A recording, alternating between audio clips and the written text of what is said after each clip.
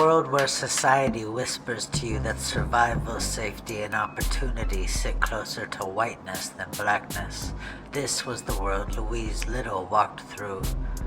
But we look deeper. What happens when someone refuses the identity the systems offered to them?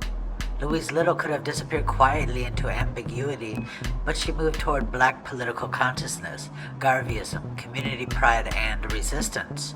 And that choice changed history. We look at what is known. Society already comes into the room with assumptions. Race is treated like destiny. Whiteness equals order and legitimacy. Blackness is treated as danger, instability, or lack. Even mixed ancestry becomes something the system tries to classify and control. Then comes the literal and the real. This is where life actually happens. Surveillance, threats, poverty, family rupture, Jim Crow laws, institutional violence, and Louise Little raised children under these constraints, trying to hold on to dignity, memory, and political significance. The story doesn't stop there. We look deeper. How does knowledge become legitimate? Schools teach one version of reality. Laws enforce another. Media repeats another.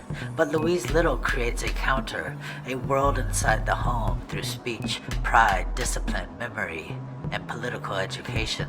The household itself becomes a site of resistance. And then we reach the final layer, symbolic and abstract, and this is what survives across generations.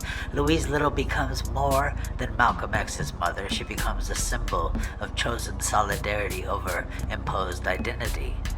A reminder that people are not only shaped by systems, they can interpret them, resist them, and remake meaning inside of them. That's the deeper point of the critical discourse analysis. Power is not only force, it's the stories people inherit, the categories people normalize, the identities people are pushed toward. And sometimes the most revolutionary act is choosing who you are and doing that on purpose.